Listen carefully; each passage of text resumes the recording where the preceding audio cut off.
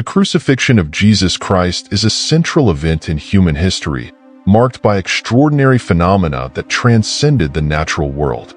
In the moments surrounding the death of the Son of God, the very cosmos seemed to respond, manifesting impressive signs that highlighted the magnitude of this sacrifice.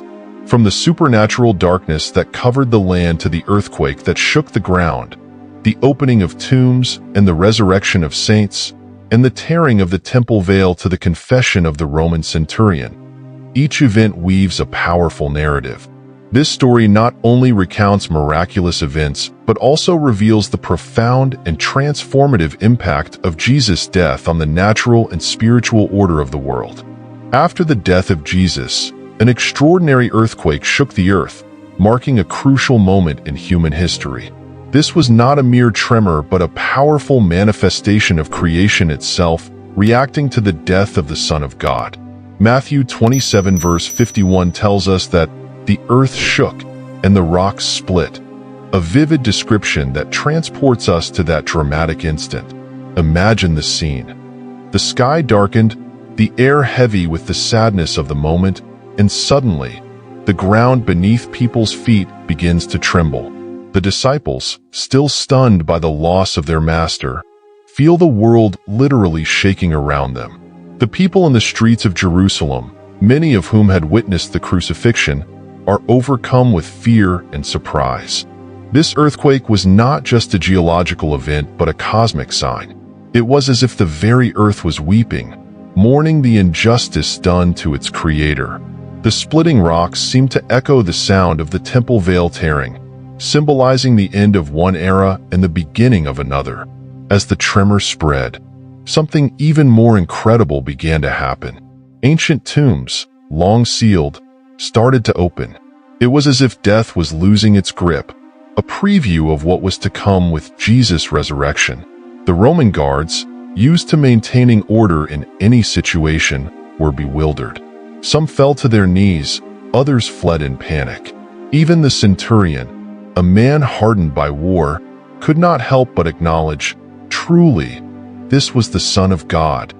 In the days that followed, the people of Jerusalem continued to feel the effects of that earthquake, not just physically, with the damage caused to the city's structures, but spiritually. Many began to question what had really happened on that fateful Friday. The disciples, hiding in fear, recalled Jesus' words about his death and resurrection. The earthquake, which initially seemed like a sign of disaster, began to be seen as a harbinger of hope. As news spread, people started to understand that Jesus' sacrifice was not the end but the beginning of something new. The trembling of the earth was a powerful reminder that God's plan was in motion, even in the darkest moments. Thus, the earthquake that accompanied Jesus' death became more than a historical event. It became a symbol of transformation, a sign that the world would never be the same after the sacrifice of the Son of God. The story of the opening of the tombs and the resurrection of the saints is one of the most mysterious and fascinating events recorded in the Gospels. Imagine the scene in Jerusalem in those days. The city was still in shock from the crucifixion of Jesus when something unimaginable happened. As the earthquake shook the earth, the tombs around the city began to open. It was as if death itself was losing its power. People passing by the cemeteries were astonished to see gravestones moving and the entrances of tombs revealing themselves. But the true miracle was yet to come.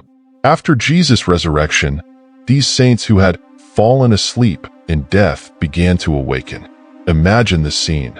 Men and women who had long since departed returning to life, emerging from their tombs as if waking from a long sleep.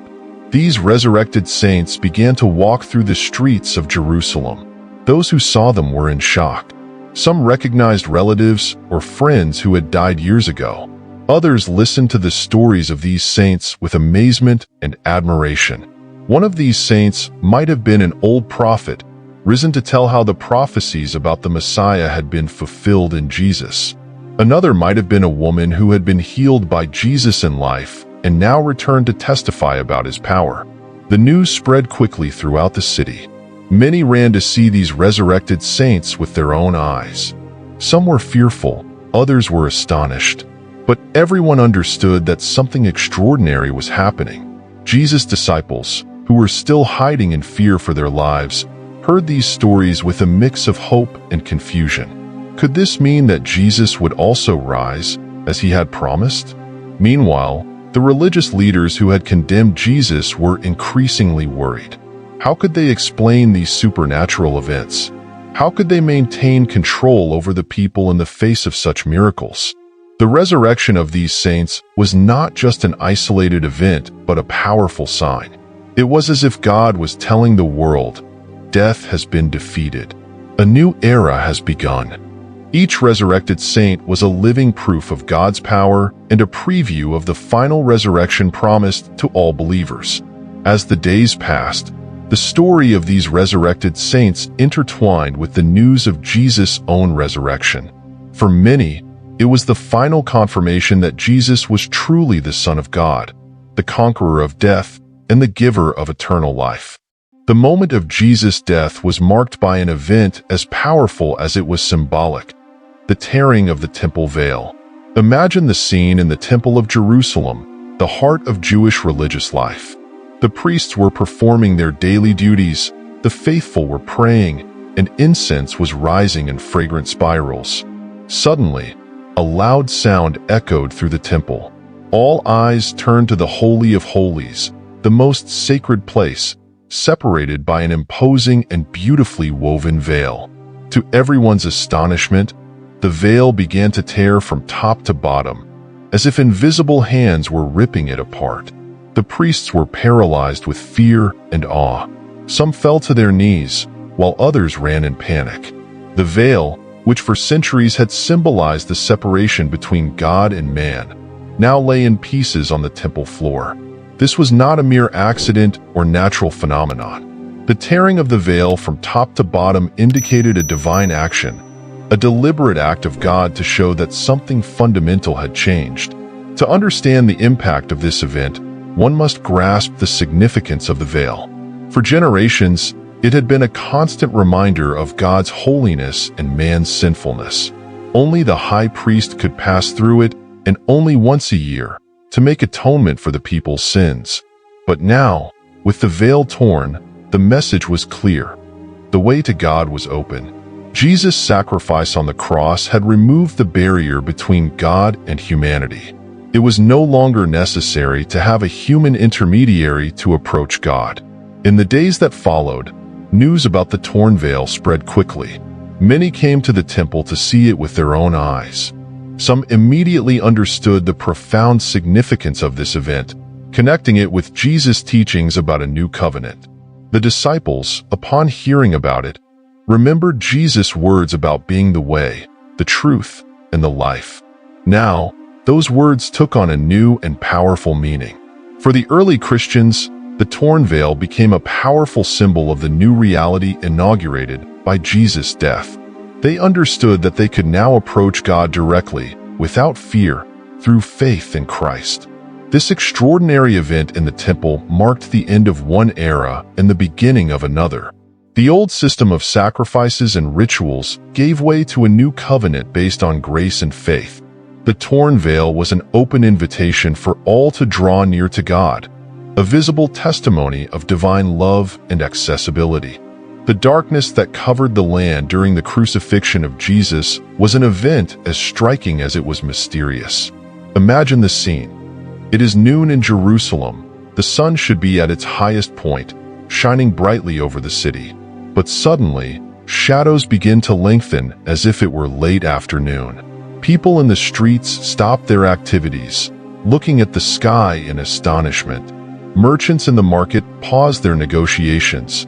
Farmers in the fields lift their eyes from their tasks. The darkness advances rapidly, swallowing the daylight. Within minutes, a supernatural darkness covers the entire region. It is not like the fall of night, but something deeper, more unsettling. The stars do not appear. The moon does not shine. It is as if a black veil has been cast over the world. At Golgotha, where Jesus is crucified, the darkness adds an extra layer of drama and solemnity to the already harrowing scene. The Roman soldiers, accustomed to all kinds of situations, are visibly disturbed. Some light torches, trying to dispel the oppressive darkness. People in the city begin to gather in groups, seeking comfort in each other's presence. Many remember the ancient prophecies about the day of the Lord when darkness would cover the earth. Could this day have arrived? In the temple, the priests try to remain calm, but even they are shaken by this inexplicable event. Some begin to question if it has any relation to the man being crucified outside the city walls. Meanwhile, Jesus' disciples, hidden and fearful, see in this darkness a clear sign of the cosmic importance of what is happening. They remember Jesus' words about darkness and light and begin to understand his mission in a new way. For 3 long hours, the world remains plunged in this supernatural darkness. It is as if all creation is in mourning, grieving the death of its creator. Time seems to drag, each minute heavy with an almost unbearable weight. Then, as suddenly as it began, the darkness starts to dissipate. Light gradually returns, as if the world is awakening from a nightmare. People step out into the streets, looking at the sky with a mix of relief and fear. In the days that follow, this extraordinary event becomes the topic of all conversations in Jerusalem and beyond. Many interpret it as a divine sign, a confirmation of Jesus' unique importance. Others see it as a portent of great changes to come. For Jesus' followers, the darkness during his crucifixion becomes a powerful symbol of the cosmic conflict between light and darkness and the final victory of light through the resurrection. It is a vivid reminder that Jesus' sacrifice was not just a local event, but an occurrence of universal significance, affecting all creation. The confession of the Roman centurion at Golgotha is a powerful scene that captures the transformative essence of Jesus' crucifixion. Imagine this soldier, a man hardened by war and accustomed to the brutality of Roman executions, standing before the cross. The day had been extraordinary from the start. The supernatural darkness, the unusual behavior of the condemned, and now the earthquake shaking the ground beneath his feet. The centurion, trained to maintain composure in all situations, felt something he had never experienced before. A mixture of fear and admiration. His eyes fixed on Jesus. He had seen many men die, but never someone like this. The dignity with which Jesus faced his suffering, the words of forgiveness he offered to his executioners, the peace on his face even in the final moments. All of this intrigued him deeply. When the earthquake ceased and the dust settled, the centurion looked at his companions. He saw the same astonishment on their faces that he felt. It was then that the words came out of his mouth, almost involuntarily. Truly, this was the Son of God. This declaration, coming from a Roman soldier, carried enormous weight. It wasn't a follower of Jesus or a devout Jew making this claim, but a representative of the power that had executed Jesus. It was as if the empire itself, through this centurion, was acknowledging Christ's divinity. In the days that followed, the centurion couldn't shake the events of that day from his mind. He wondered about the man he had crucified. Who was he really? Why had his death been so different from all the others? The news of the centurion's confession spread quickly. For many, it was a powerful confirmation of Jesus' identity. If even a Roman soldier could see the truth, how could they deny it? The impact of this moment on the centurion's life was profound. Some traditions suggest that he, known as Longinus, eventually became a follower of Jesus. Imagine the transformation. From executioner to disciple, from an instrument of Roman power to a preacher of Christ's message. This story of the centurion serves as a powerful reminder of the transformative power of the cross. It shows that the love and sacrifice of Jesus have the power to touch even the most unlikely hearts. It is an invitation to all, regardless of their past or position, to recognize Jesus as the Son of God. The centurion's confession at Golgotha remains a timeless testament to Christ's ability to change lives. It echoes through the centuries, calling each of us to consider who Jesus truly is and what our response to him should be. If this story touched your heart or sparked your curiosity, We'd love to hear your thoughts. Please leave a comment below sharing your perspectives or questions. Your input is valuable and enriches our community.